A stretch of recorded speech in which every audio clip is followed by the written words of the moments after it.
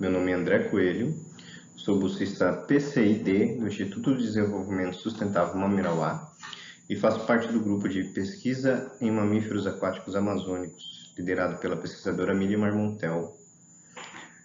Meu trabalho será sobre o uso de modelos de distribuições de espécies na avaliação de áreas prioritárias para a conservação de ariranhas, Pteronura brasiliensis, no Pantanal e Amazônia.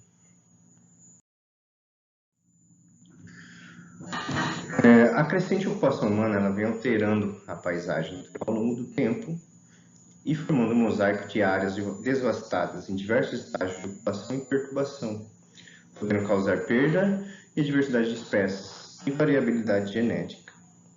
No caso da biota aquática, nas bacias hidrográficas, as principais ameaças são o desmatamento, a poluição industrial, a doméstica, os insumos aplicados à agricultura e a construções de barragem e aterros, como hidrelétricas e PCHs, que modificam o ambiente e os hábitats necessários para a sobrevivência dessa fauna aquática. Como foco do nosso estudo é a ariranha, que é uma típica representante da megafauna do continente americano. Ela também é conhecida como a maior lontra do mundo, entre as 3 espécies distribuídas a todo o planeta. Mas suas populações foram reduzidas a pequenas populações isoladas e em declínio na maior parte do continente. Ela está praticamente extinta na Argentina e no Uruguai. Em alguns estados do Brasil também ela se encontra extinta ou provavelmente extinta.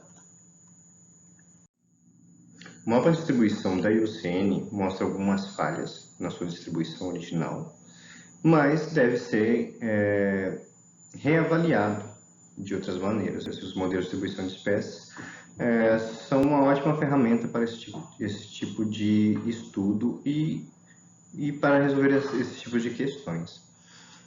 A distribuição feita pela IUCN, eles têm alguns critérios que não correspondem exatamente com a ecologia, biologia e outras questões da espécie para poder conseguir efetivamente saber até onde está a sua distribuição.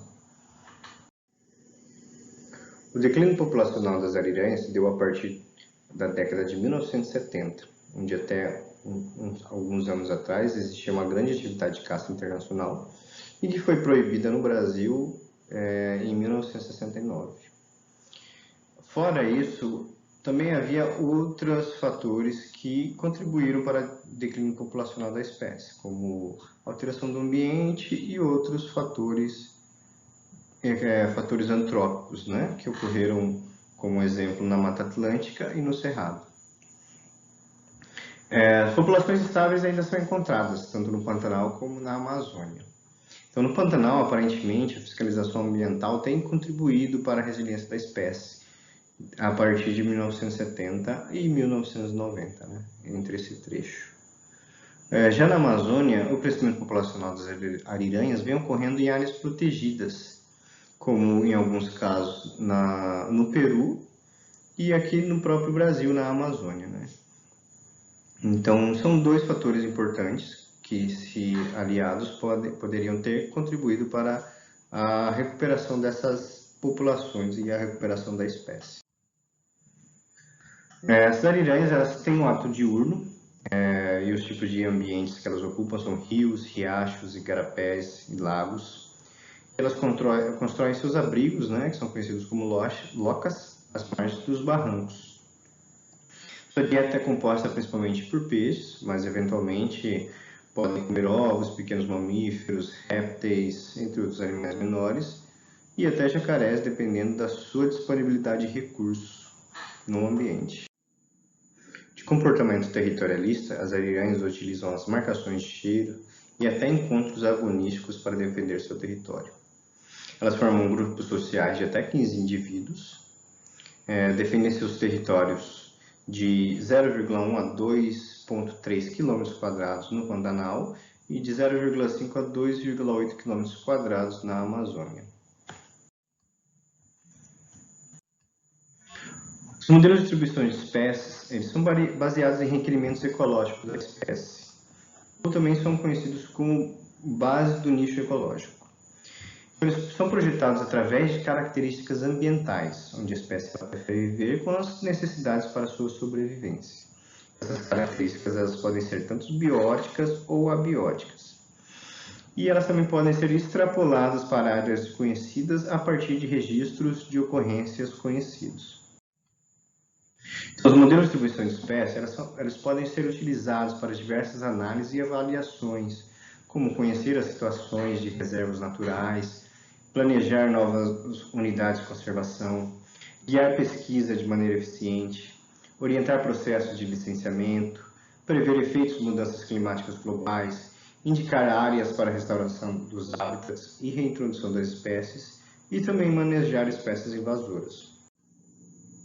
A ariranha está listada como ameaçada pela IUCN, como vulnerável pelo Ministério do Meio Ambiente do Brasil e categorizada como dados insuficientes na Amazônia e ameaçada no Pantanal. A ariranha também está presente em alguns planos de ações, tanto nacional como internacional. Aqui no Brasil, desde 2010, grupos de especialistas, assim como o ICMBio, vem trabalhando para o plano de manejo de ação da ariranha em todo o país. Em 2019 foi lançado o Plano de Ação Nacional para os Mamíferos Aquáticos Amazônicos, onde a ariranha é contemplada para esse bioma específico. Ela também está presente tanto nos planos de ações da Colômbia como do Equador. Então, os objetivos gerais desse estudo é avaliar áreas prioritárias para a conservação de ariranhas nos ecossistemas Pantanal e Amazônia, através de modelos de distribuição de espécies. E os objetivos específicos são analisar padrões de ambiente em diferentes escalas espaciais e sítios de ocorrência de ariranha, tanto no Pantanal como na Amazônia, modelar a distribuição em ambientes adequados para ariranhas no Pantanal e Amazônia, comparar modelos de distribuição de espécies antes e depois de instalação e operação de empreendimentos hidrelétricos na Amazônia brasileira, verificar a relação de estimativas populacionais e áreas de vida como modelos de distribuição de espécies de ariranhas no Pantanal e Amazônia, avaliar modelos preditivos em diferentes escalas, em ecossistema e continental, avaliar a efetividade de áreas protegidas para a conservação da população de ariranhas através de modelos preditivos no Pantanal e Amazônia, e avaliar o efeito do fogo nos ambientes adequados para populações de ariranhas no Pantanal e Amazônia. O Pantanal é a maior planície inundável do mundo, com 140 mil km², aqui no Brasil. Ela faz parte da bacia do Alto Paraguai. E o pulso de inundação é um fator ecológico determinante dos principais padrões e processos ecológicos no Pantanal. A bacia amazônica já é a maior bacia hidrográfica do mundo, com mais de 6 milhões de km². Tem uma variedade de hábitats terrestres e aquáticos que sustentam uma alta diversidade biológica, onde os rios são classificados de acordo com suas características fisioquímicas que revelam as propriedades do solo, dos locais e drenagem, e são categorizados como rios de água branca, de água preta ou clara. Então, os métodos que vamos usar aqui são os modelos matemáticos, que são os modelos de distribuição de espécies, que também são chamados de modelos preditivos. Então, esses modelos eles se baseiam em treinamento e aprendizagem. Então, como são feitas essas modelagens de espécies? Elas são feitas a partir dos dados de ocorrência da espécie e avaliado através de camadas ambientais ou de variáveis ambientais, onde é feita uma análise espacial de acordo com essa característica ambiental e presença da espécie, onde utilizaremos o algoritmo Maxent, que é o algoritmo de máxima entropia, um dos modelos mais utilizados e de melhor resultado para esse tipo de estudos. Então, esses modelos eles podem modelar, ambientes tanto no passado como atualmente e prever futuros cenários. Os registros de ocorrência, a princípio, nós temos bem distribuídos do Pantanal, a partir de dados de colaboradores, um deles é o Alfredo Tomás, da Embrapa Pantanal,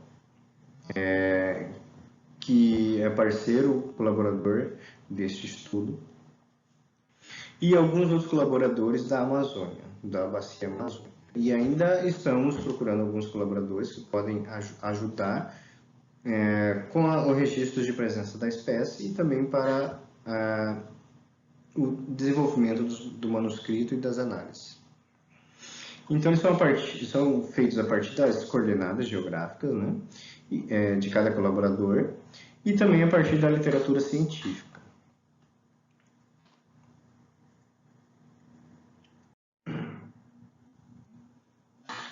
Então, aqui, esse é o resultado de um dos modelos que nós fizemos em uma escala de 30 metros para uma porção da Amazônia, onde nós verificamos algumas variáveis ambientais, mas em relação a mapas categóricos como vegetação, geologia, geomorfologia, distância euclidiana a partir dos corpos d'água e também modelos digital de elevação. Então, essa escala é uma escala mais fina, onde o algoritmo precisa de uma máquina potente para poder desenvolver esses cálculos matemáticos, né, que duram até de um dia até alguns dias para conseguir algum resultado.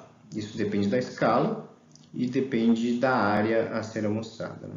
Então, nesse caso, nós escolhemos a porção noroeste da Amazônia brasileira, onde temos alguns registros.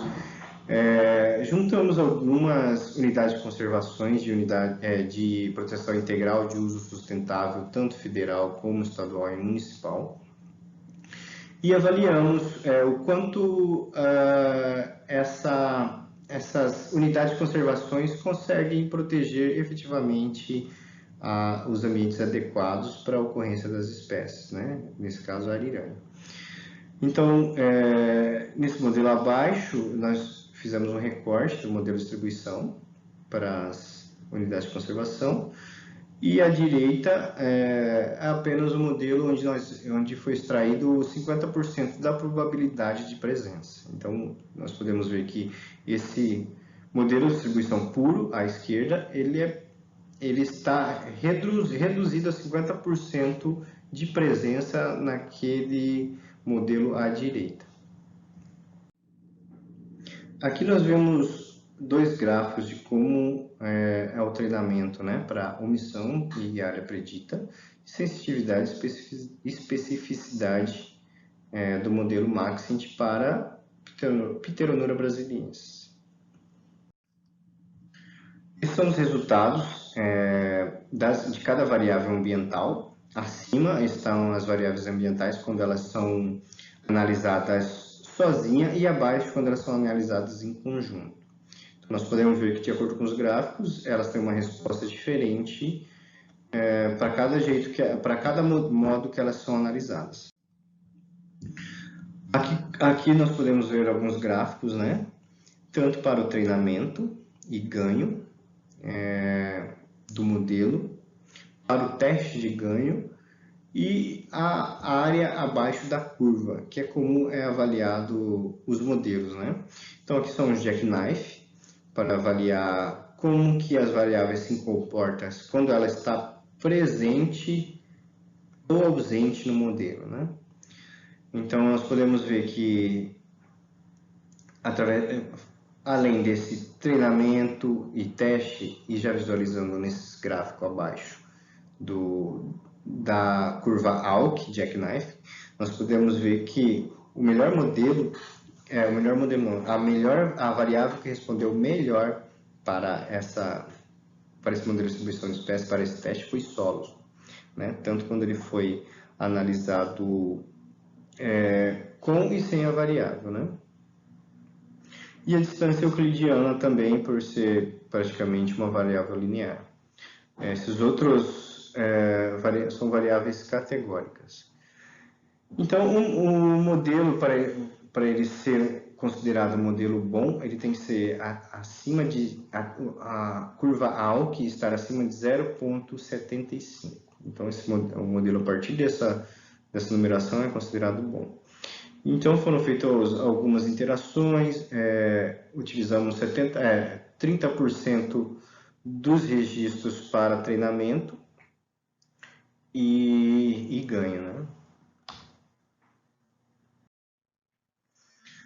Aqui já é um outro modelo que será testado futuramente, né, nos próximos meses. São modelos com outras variáveis ambientais, só para o Pantanal.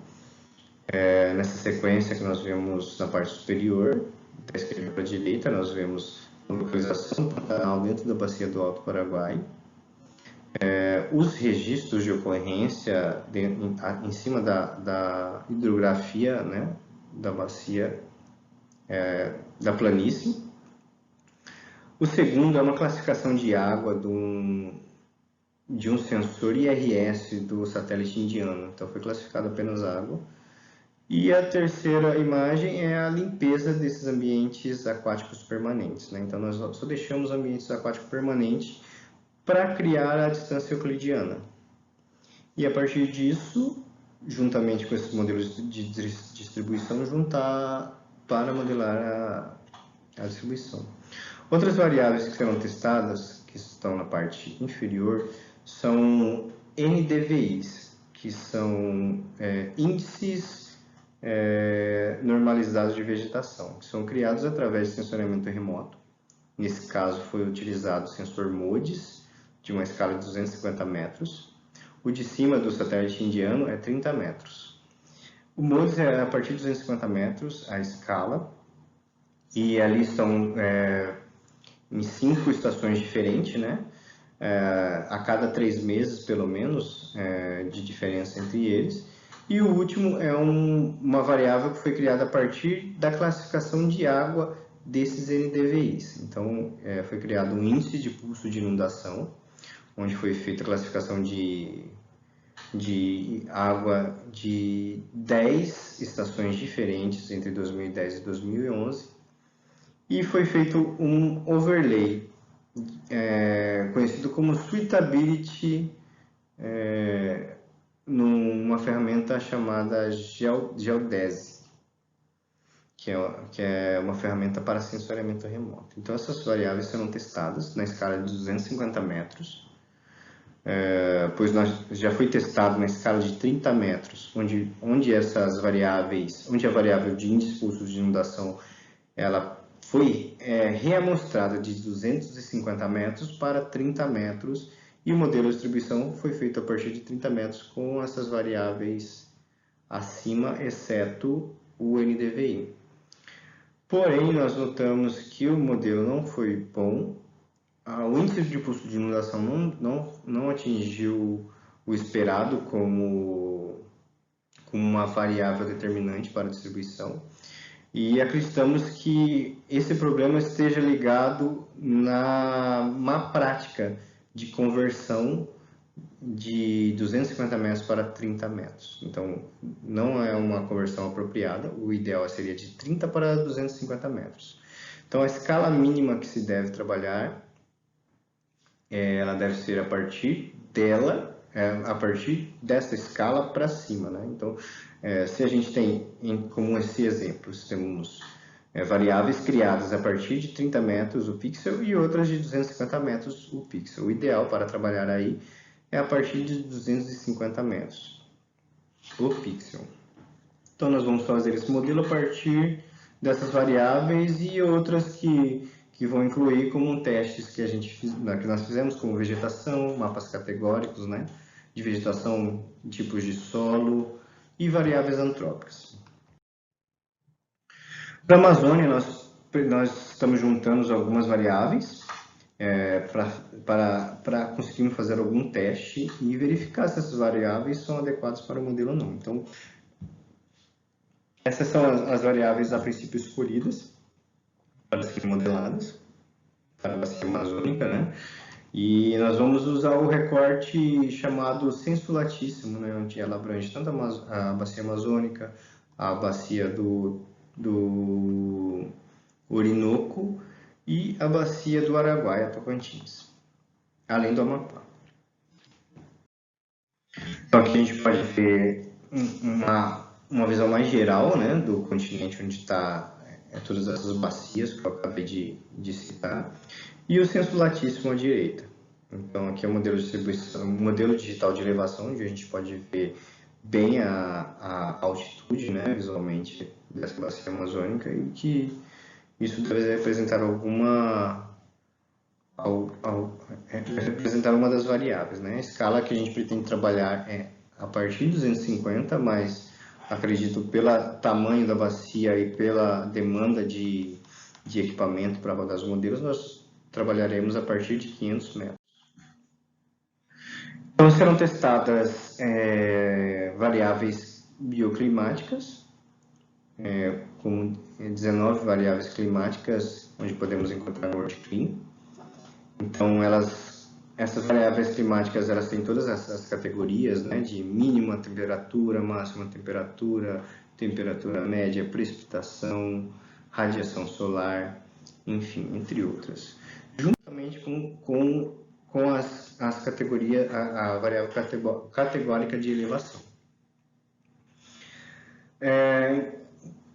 Como discussão, a gente tem que a presença das ariranhas ela é relatada em pelo menos 40 unidades de conservação do Brasil, né? Isso é apenas o que é conhecido, fora algumas que são desconhecidas. Então, nós achamos muito importante avaliar essas unidades de conservação, né? Em todos os níveis e de todas as autarquias, né? Tanto municipal, federal ou estadual. Então, essas áreas protegidas, elas podem representar importantes refúgios para fauna silvestres e seus hábitats.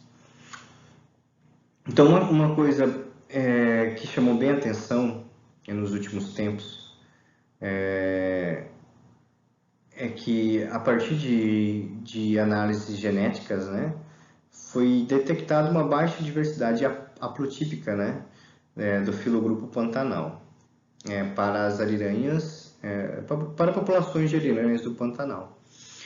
Então, foi recomendado dar uma atenção especial para essa população, né, por ser considerada um grupo filogenético frágil em relação a todos os outros, devido à sua baixa variabilidade genética.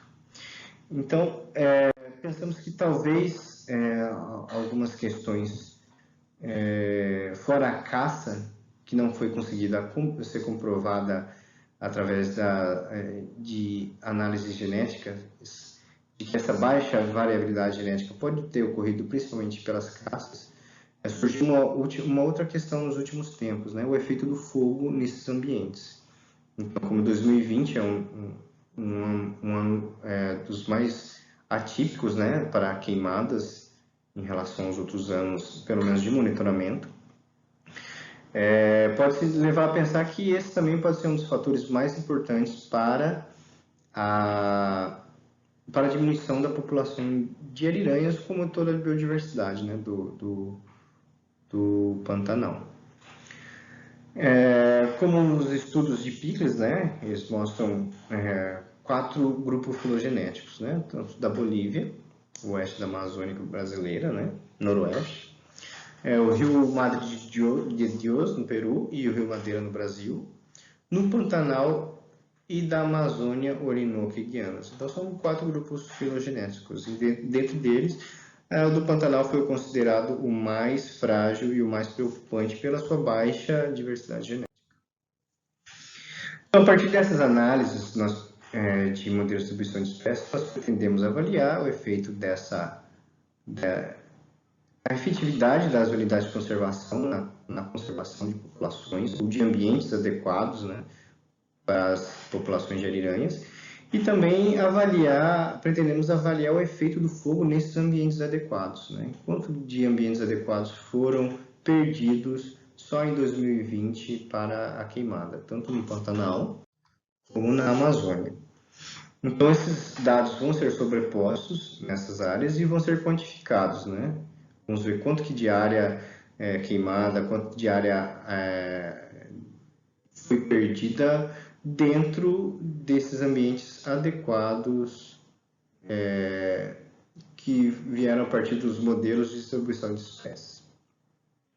Então, esses dados, essas análises serão feitas nos próximos meses e após isso teremos como resultado alguns manuscritos como resumos em alguns congressos, tanto nacionais, internacionais, regionais, e também como manuscritos científicos em forma de artigos. Bom, eu fico por aqui. Essa é a minha apresentação sobre modelos de distribuição de ariranhas no Pantanal e Amazônia. Muito obrigado. Até mais.